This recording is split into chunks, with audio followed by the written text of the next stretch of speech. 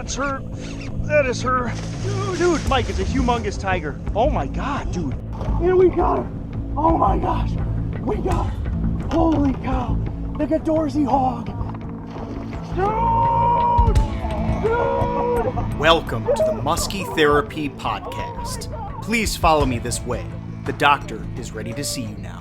Hey everybody, welcome back to another podcast here on Musky Therapy. I have Hall of Fame legendary angler Joe Bucher back on. Joe, it is always a pleasure to have you, man. Thanks for being on the show. Dude, you are my buddy. You are my fishing partner, and I missed getting in the boat with you, but I expect to do that this year. Oh yeah, I think that's safe to say, man. Especially, and I'd love to lead off with this, especially with the amount of time you've been spending in the boat. I mean, dude, tell folks a little bit. We always like a little update from Joe. And I know listeners have emailed in. They said, hey, boy, we love hearing about Joe's endeavors with saltwater angling. Joe, tell us a little bit about where you're at this season. It's 5 years in. You're chasing bull reds. You're following the moon and these new tidal patterns. What's going on?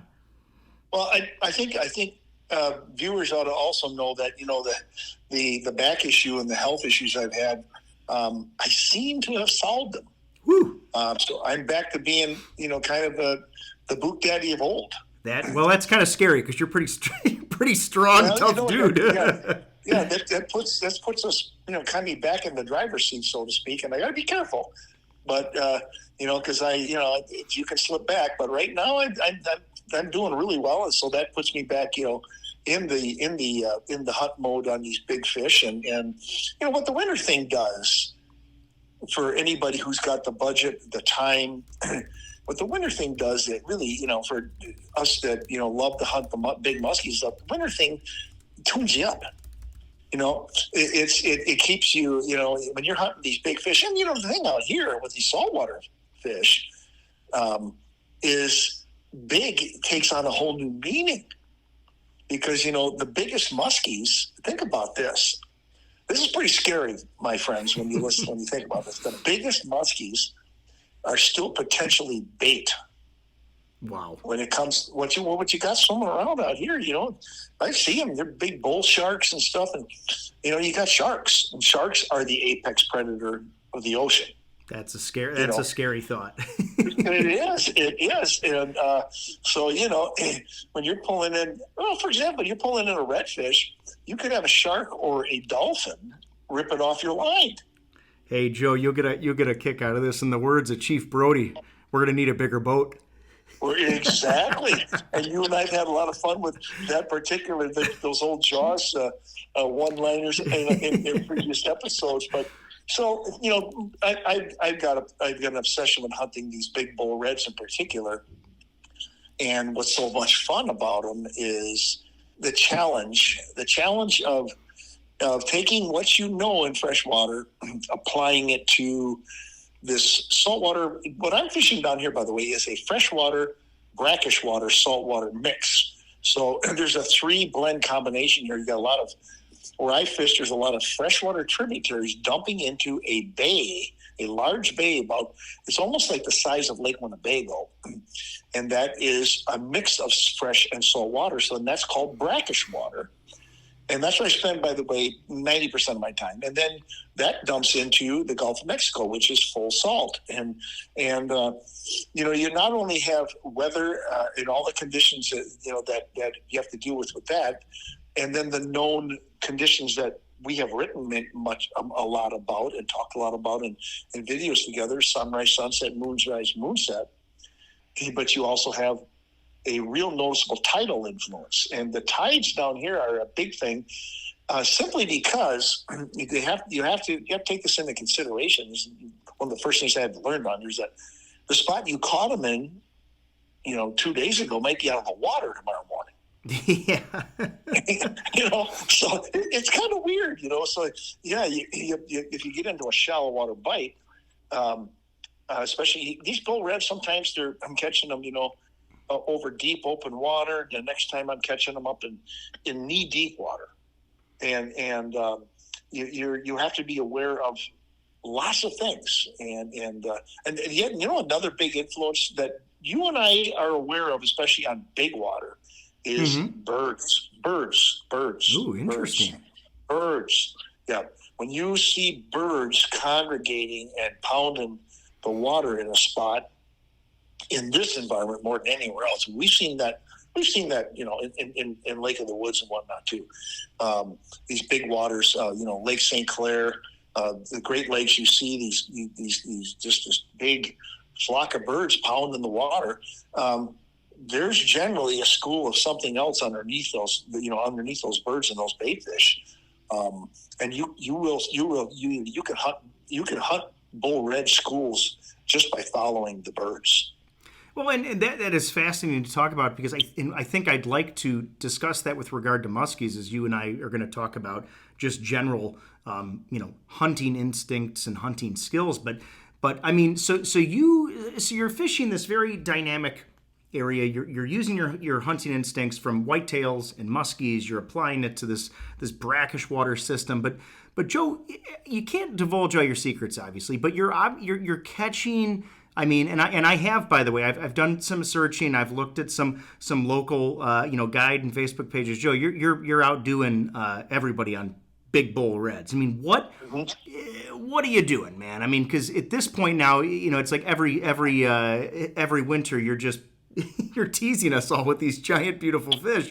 I mean, well, it's funny, yeah, it's funny, buddy, because one of the things you got to understand is most of my friends who are charter captains down here, those guys really know their water, and they, what I try to accomplish in a couple of months, they're at this, 9 to 12 months a year, but their focus is different. Okay, now think about that. That's a mouthful, because a charter captain, you can't keep any redfish over 27 inches. That's it. You can't keep them. So, okay. So a lot of these charter captains, they run into bull. They don't, some of their clients want to catch them, but not at the expense of going home with something to eat and, having their families enjoy some a good catch, or their buddies or whatever. And let's face it, a lot of these folks down here are less skilled anglers. I'm talking about the anglers. They come down here on a family trip and they'll hire a guide for 2 days. Yeah. And these charter captains down here got to put these guys on fish with limited skills, and so they fish completely different than I do. They lock up on a spot and throw their live bait or their live shrimp on bobbers and stuff out there, and bobber goes down, and they most of the time they even set the hook for them, and say, okay. But now your old buddy Book Daddy JB over here, I don't care about that. I'm going, okay, where are the biggest fish in the system? And the bull reds behave differently, especially the big bull reds, and kind of like big muskies sometimes. And anyways, the long and the short of it is, I'm specifically hunting for it. And so, it kind of takes me away from competing with those guides and their shallow water bobber tactics. And I'm hunting with big crankbaits and big spoons and big jigs, with plastics and stuff. And I'm out there looking specifically for 40-inch class bull reds that they're not interested in.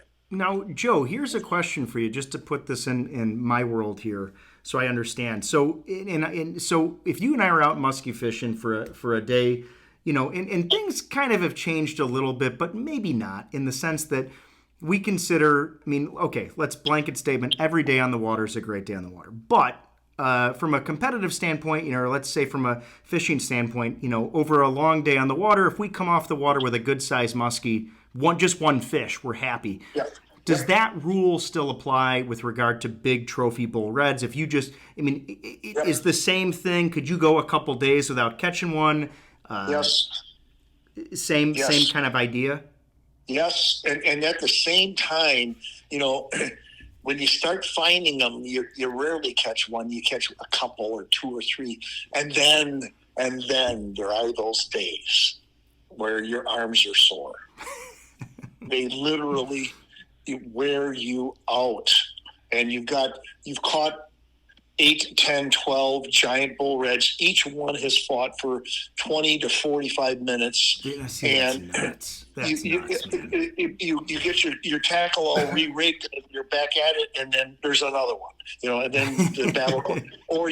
Or you're in a trolling situation and both lines go off and you got 2 of them out at the same time. Oh, wow. And and so it's a cluster of sorts, and you physically on days like that, it's a different, a physicality where musky fishing, at the end of the day, you're physically worn out from just fishing because, throwing big lures, and it's a physical, it's a physical challenge to fish muskies in general. And these bull reds, it's a physical challenge when you really get one of those, there's a handful of those days that I'll get down here, right?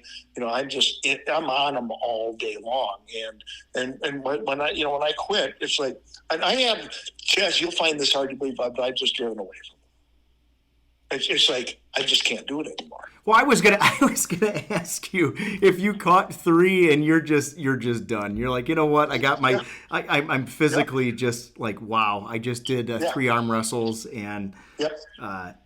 Yep. I can't do it any longer. It's like, okay, the sun's starting to set here, and if I hook. Well, here's just the other day as the sun. I fought one till after sunset, and I hooked the fish.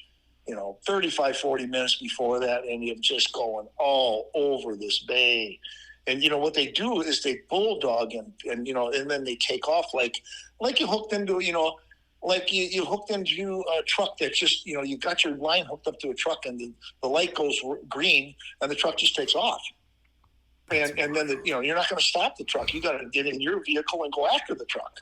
I mean, they just go. Now, Joe, question for you, because I'm not the only one that's asked this, and this is a big hypothetical, and we'll say, okay, 1 year from now, is it possible, hypothetically speaking, that we would ever see Joe Bucher film an episode chasing or hunting a bull red? Is it possible? It's possible. Okay, because you're getting me curious. But I can tell you this, buddy. I'm turning down guide dates and filming trips for TV shows and guide trips almost daily. Wow. Holy cow. That's how, So words out. Words out a little bit, with the right people. I've even had guides that want to hire me to find out what I'm doing. And I basically tell them, I would bore you half to death. Because I'm out hunting. I got a musky mentality like you. Yeah. Wow, dude, that's fascinating to hear. Now, I'm not surprised, obviously, but that's very cool. And like you said, it's like a trophy musky fishing. It's not for everybody. A lot of folks like to bend the rod. Let me preface that also, though, that I sneak away from it a little bit and catch supper. Oh, Right now the trout, the speckled trout season, which is a wonderful fish, it's closed. So. That kind of, it forces me away from that. And what I do is I basically do is stockpile them in my freezer, for the month of February. And then but every once in a while, especially when it's a slow bull red bite, I'll slip up in the shallows and catch an eater red or a speckled trout. So I get away and throw small stuff for them too. But, my heart, my drive isn't going back out there for the big girls. That is, and the big really boys, cool. By the way. I catch some really big males too. I caught a big male, a 40-inch class male out there, and that was the one I fought till almost dark. And I thought, I'm not putting the line back out because I don't want to be fighting one in the dark. Joe, last quick question on bull reds. So in the sport of musky fishing, I think the 50-inch muskie is, of course, like the gold standard, and now I think a lot of anglers, would say, and Tom Gelb, is one of our famous, and you, of course, as well. I mean, guys that have caught 50-pound muskies. What is that caliber of redfish that you either have caught or are you still chasing one that is like, whoa, that's the epitome of the biggest of the big? They don't get any bigger than this. What would that be for redfish? Like what? Well, if you look, I don't know if I sent you a photo earlier this winter. The all tackle world record redfish is just under 100 pounds. Holy cow! What? Oh yeah, over 60 inches. Yeah, they're giant. They are giants. Oh yeah, 50s are possible. You know, my biggest is 48 right now. Oh my! I'm actually legit shocked here, folks. Oh my gosh! Yeah. I'll get you a photo of that. But it's all over. It's all over. So, does that ever cross your? Oh wow, that changes my perspective on this. So, does that ever cross your mind that you could hook? So you've hooked and caught a 48. Do you think you've ever? I mean, hooked into 75 pounders or like? Oh my gosh! That's why I say. That's why we go back to what I said when we first started talking about it. It's like your perspective of big. When you're fishing down here, your perspective of big takes on a whole different meaning. That's because wild. you know, again, like I said, the biggest muskies are really not the apex. They wouldn't be the apex predator down here. They're, you know, you can be out here swimming around. I'll tell you what's even amazing is these big schools of dolphin when they come by you, and the speed, you know. The speed of those dolphins when they come by in a school and they're pushing water and everything. It's just like, you know, you've seen a bunch of, you know, 6 to 7 feet long, 8 feet long, you know, mammals, but they swim around. They just dominate. That's wild, man. And sharks eat pretty much everything. You know, so no matter how big a bull red or snook or whatever you hook into, it's shark bait. Dude, that's crazy. All right, Joe, I'm gonna preface this conversation for folks with a couple words. The Musky Therapy podcast is brought to you by Joe Bucher Outdoors, #1 in big game fish products, and by Recon Boats, made by craftsmen, built for fishermen. Got her. Oh my gosh. Guys, the next question for Joe, you know, Joe is as we all know, and some of you have followed Joe for even longer than I have. You know, Joe's been, you know, an on-air talent, Joe, for over 30 years and dating back, you know, a long time. So Joe is a good guy for this next question because of many reasons. One of which, though, is that Joe is, you know, you humbly speaking, you've really seen the progression of technology from some of these simplest sonar tools on the market that were new and you know, cutting edge in their time to now, you know, in 2024 we have forward-facing sonar. So folks that are listening, especially, you know, a lot of folks know what forward-facing sonar is, but if you're new to musky fishing, essentially what forward-facing sonar is it is a fish finding device that an angler can manipulate and move the transducer and see fish in real time. There's some, you know, you've all probably heard of Garmin's LiveScope or you know, Panoptics and a bunch of different brands are out there. Hummingbird's got their own, and forward-facing sonar has lately taken some heat from anglers and DNR, you know, fisheries biologists, and a lot of people are starting to look at this technology with a little bit of a question mark.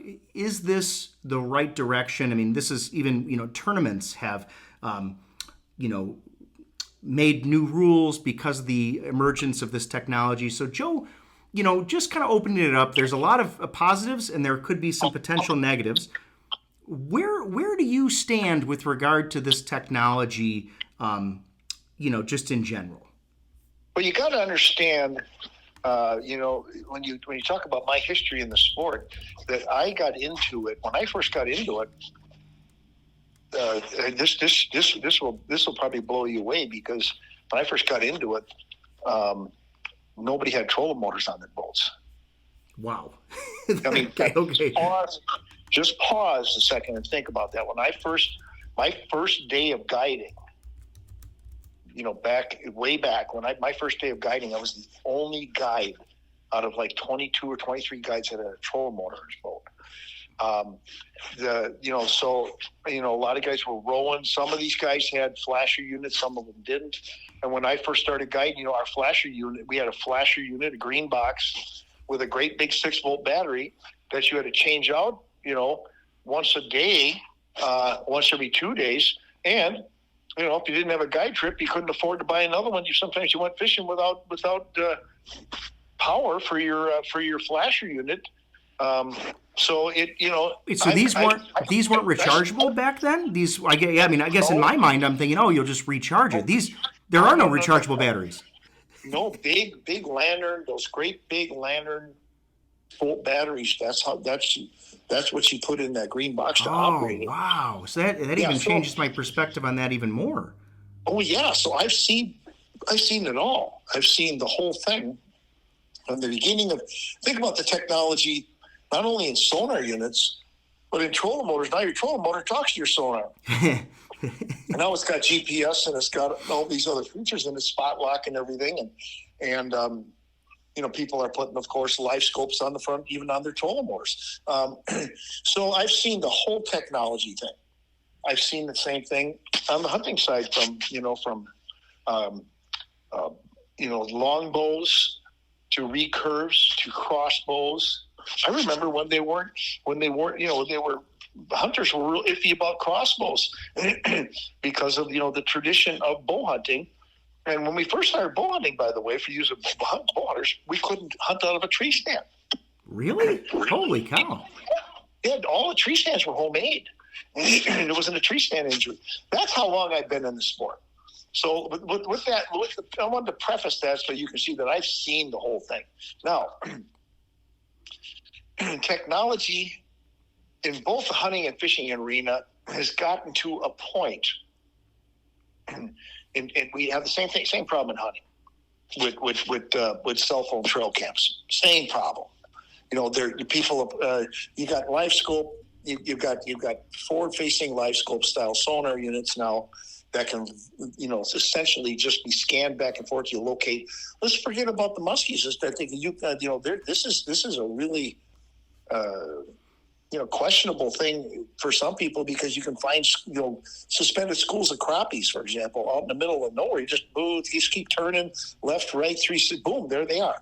Okay, you can find them, and cell phone trail cams. So all the scouting that I taught you, even on the hunting side of things, walking your property, learning all these things about hunting. Now you just put out it went to trail cams, but now you just got it all talking to your cell phone, so you can sit in your office and go, oh, gee, there's a buck, walking by, such and such trail cam on my property at or my hunting spot at such and such time of the day, and if he shows up there 2 or 3 times in a row, to go hunt there. And where I'm going with this is whether you're the Boone and Crockett organization or state regulating government agencies, that there's a term called fair chase that's been used by even people like Teddy, our President Teddy Roosevelt years ago when he started creating the what we see as our natural resources today and regulating the harvest of natural resources today. And what we're running into now is that stage of technology where it's being put into question. Now, where do I stand on it? The angler side of me loves all this technology. Because I love the difference between what I can do now with sonar units versus what I could do with the green box I explained in the beginning. It's just amazing, right? I mean, even the fact that I can make it all work with my trolling motor and my outboard motor and everything. I am not a forward-facing sonar guy as of this podcast. So none of those redfish, in other words, I'm not finding any of those redfish with forward-facing sonar. I'm hunting them, using just the skills and the equipment that I have. I am not a cell phone trail cam guy. I'm old school with that. That way. I am on the fence with the fair chase thing. In other words, I see the argument against it. I see the argument against forward-facing sonar. I definitely, positively see the argument against cell phone trail cams. In fact, all of your listeners here that are hunters may not even realize it. But here's something that'll floor you too. most of the deer hunters today that are using cell phone trail cams have no idea that if they get a Boone and Crockett whitetail on a cell phone trail cam and they harvest that deer is probably not legitimate. It won't be considered for a world record status because both Boone and Crockett and Pope and Young do not allow cell phone trail cam usage. Wow. That's a wow. That is Boone and Crockett and Pope and Young have drawn a line in the sand on the term fair chase. Fishermen have not gotten to that. Just let me finish. This is interesting. Fishermen have not gotten to that point, except some tournament, organizations have drawn that line. And I think part of it too is in the tournament side of things is, it also is what is fair to 200 anglers in a tournament if only 10 guys have forward-facing sonar. Then it becomes also an advantage to those 5 or 6 or 10 guys that have forward-facing sonar. But, in the big scheme of things, I think we're reaching a point where, you asked me the question, I'm giving you my answer. And from being the original editor of Musky Hunter magazine, and starting out, way before that with, where we had a little trolling motor we snapped on the end of our boat and a battery operated flasher to where we are today. It's astounding, that you can actually take a sonar unit today and just scan with it. I'm seeing a lot of musky guys floating around the lake just looking at their live scopes and not even fishing till they spot one. Yes, this is a common sight now, or guys that cast out and then just look down at their screen to watch their bucktail on the computer screen just come into the boat so they could see a follow coming from 50 yards away. And again, I want you to really finish your thought because it's really neat to get your perspective on this, and I think a lot of folks now are starting to weigh in on this, and I think you're one of the premier guys, and I think a lot of people feel this about you, that we're curious to kind of hear, and I like your stance, by the way, that this is where you are right now, but I love hearing where you're at. So yeah, it's that growing up and watching all of this, seeing how Pope and Young and Boone and Crockett have reacted to it, seeing how some tournament people have reacted to it, watching anglers go from learning all the skills in musky fishing and cast and retrieve and figure eight and cast and sharpening their hooks and hunting these fish to just floating around in the middle of the lake looking at a live scope. It's a head scratcher, Chaz, and I mean that as if I'm talking to everybody that's listening here. It's like, have we reached the point where we have to really draw a line in the sand and say, is a 200-inch class whitetail worth does it mean so much to you that you have to have it all on a cell phone, solar operated trail cam that you can get all the information on your cell phone without ever actually walking in the woods and then just climb in the stand and shoot it? Now I'm not saying that it's automatic either, but to the same principle applied to the live scope sonar, in that you're just floating around till you see a fish and go, oh, okay, now or guides going, okay, cast at 10 o'clock. Catch at 10 o'clock. Okay, cast again. Let it sink a little further. That kind of stuff's kind of crazy. It's a head scratcher. It is, and then you could argue some of that's driven by social media as well, because those. And again, I have great clients. There's a lot of great guide clients out there. But then that same person who hasn't caught a muskie, they just want to catch it. They don't care how they do it. Right. They want to post it and show everybody, hey. But I guess I think, Joe, your comment, and I have to ask, I have so many questions for you because this is such a neat topic, and it's so interesting talking to you of all people about this. By the way, I haven't heard anybody bring up the fair chase comment. You're the first guy that has brought that chase, up. Yes. And I guess my first question to you is, and I might put you on the spot on this, but do you feel that, and I think I probably know the answer, but if someone were to harvest a 200-point Boone and Crockett whitetail using cell phone trail cams. Do you feel that person has the same skill set as somebody who No. hunted that same buck with more traditional standards? No, it has crossed the line of fair chase. And, you can even take that technology, even on the hunting side of things, much further than that. Archery used to be a 30 yards and in sport, and now with these new high tech crossbows, you can shoot 70 plus yards, and with scoped crossbows and the liberalization of allowing everybody to hunt with crossbows now has really changed that. But that's really a hunting subject. If we just stick to the fishing side. Well, I just think it's interesting because we can take. So I wanted to ask you that first question because then I'm going to ask my follow-up question. Do you feel, and this is a Mike Tyson slam here. Do you feel that someone that pulls up to now again, you could argue the angler knew where to go, but maybe an angler that used live scope, saw a muskie, casted, and it's 52-inch northern Wisconsin muskie. Does that angler deserve the same recognition of sorts as, hey, did you earn, was it a fair chase? Did you earn that fish by actually doing what we call muskie hunting? Or what is it now? I guess, what is your thought on that? Yeah, I'll tell you, you're at a point in the sport where, I'm at the end of my career.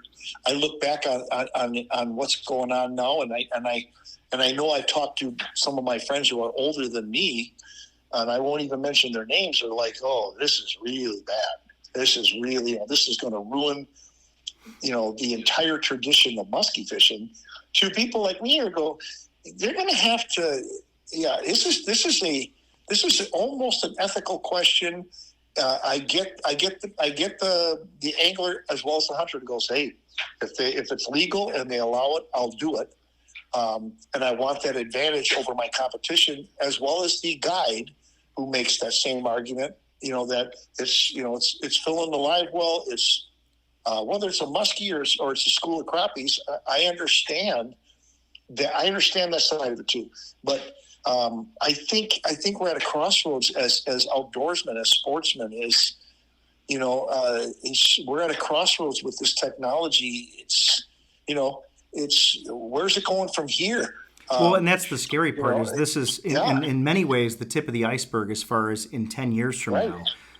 Drones. The whole thing with drones is the drone technology thing is the same. You got the same discussion, the same argument, the same technology problems. You're going to have drone sonar. You're going to have drone, infrared. You have the guys doing drone camera, infrared camera hunting big game, and law enforcement agencies and game measures using this kind of stuff to control populations of feral pigs and stuff like that. So you got. It can be used for good. It can be used. Does it make you more effective? Yes. Is it is front facing sonar?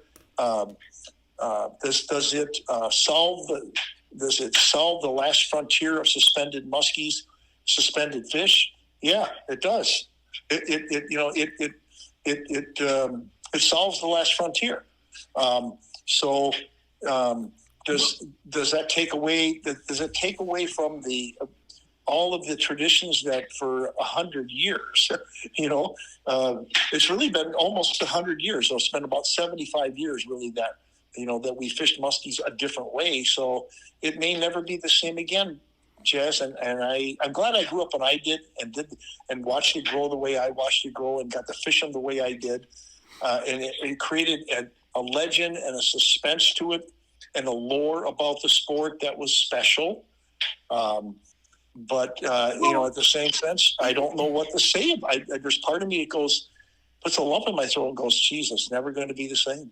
Well, and to that point, though, and I do agree with you because I'm really on the fence, and my Muskie Mastery Pro staff guys, or you could probably hear Conti now yelling at me, don't do it, or and there's a lot of guys, though, that are starting to really, and especially folks, it's interesting, even with all the craziness of social media, I do enjoy just going through comments sometimes, and you'll hear people say, and I'll hear people at the boat launch, I have the technology, I'm getting rid of it, I can't stand it, because they're realizing, and again, everybody has a different experience with it, but a lot of folks are coming to this point where they're saying, okay, why did I buy a fishing license? Because I want to get away from the hustle and bustle to a certain extent and immerse myself and hunt a predator and tap into those, hunter-gatherer instincts that really are hardwired into us. And I don't think they really, present themselves until you're in a situation where you need to hunt something. And I think there's a lot of folks, back to what I was saying, that are starting to just say, look, I'm not gonna get the technology. I'm gonna draw a line with side imaging, and it's great. And if they perk it up a little bit and they add some pixelation, I can see better with side imaging. That's great, but I'm gonna stop there. And I think that's cool. And I think there's some big names that are doing that. And I'm not taking away from guys. And I know you aren't either. We've been we're not taking away from anybody who has the technology. It is legal. But I think, again, like you said, it brings up an ethical question. Is it musky hunting? Well, I think here's another thing that you asked, does this make one guy better than the other guy? I think that, I never want to go down that road. That's, it's just, does that make one guy's catch better than another guy's catch? Hey, that's, that's I don't know what to say about that other than I enjoy hunting them the old way. I sure caught an awful lot of muskies before side imaging. There's also those slot muskies and stuff that we catch that, that's still done the old way. There's a lot of guys even in the hunting world. I'm sure you've seen it where they've gotten rid of everything. They're even high technology compound bows have gone back to doing what they call traditional archery. One of my favorite hunting friends is that way. He's also a great musky fisherman. But he makes his own arrows. He made his own bow. He loves the sport. He loves the hunt. He loves like you say, getting out in the outdoors. And I'll tell you, you've seen me in action. I am all about instincts. It's coming down here and saying, okay, after, when I've caught a couple of these bull reds, I got to figure out how to do this. These fish are way too awesome. And doing it with instincts, doing it with studying the moon and the sun and all those elements, but at the same time, just being able to go out on a body of water and say, I just love fishing. I just love fishing. Well, I like the way you because I think you are right. The fishing and hunting is an individual journey. It's a journey, and there's no reason. Maybe I overstepped there when I was asking about, who gets more recognition? Because at the end of the day, you're right. It actually really doesn't matter. We're all in this for different reasons and some similar reasons. One thing that I would say, though, and I think we'd be in agreement on this, is we could talk about the positives of live, forward-facing sonars.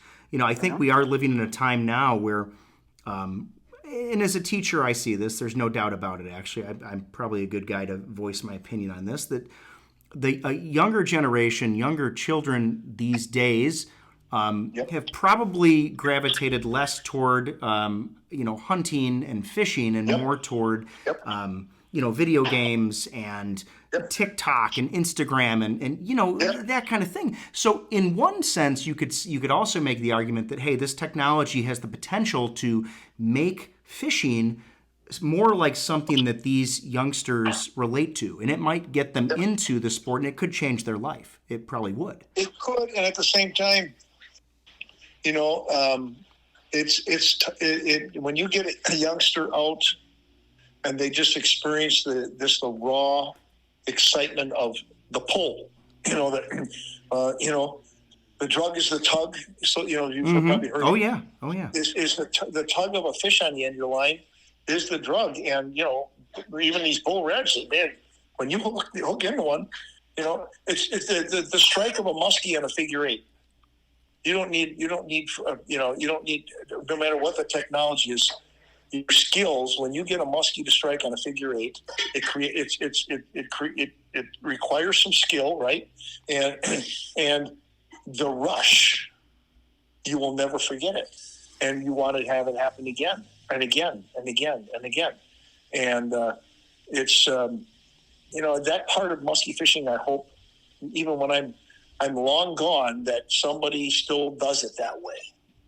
If somebody still does it that way, and somebody still goes out there and enjoys the sport with just a rod and a reel or a cane pole and a worm, and that people can enjoy fishing the way it was meant, in the beginning it was meant to be. And hopefully even these youngsters that are so wrapped up in video games and their cell phones and can't take their head away from it, hopefully enough of them will experience that they still want to do it that way, but maybe not. I don't have that answer, but it's a changing world. There's no doubt about it. It is.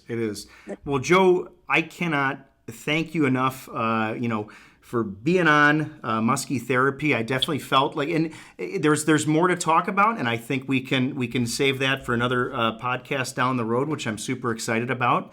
We got a little ways to go here this winter, but it's so great, kind of hearing some updates with regard to the bull red hunt and the Florida lifestyle that you and Beth have carved out for yourselves. Is just absolutely fantastic to kind of get just a little update and hear about that. And then, of course, you are just the guy to talk to with regard to, where do we stand here? Where should our head be as we kind of enter this new age of technologically advanced, fish finding sonars?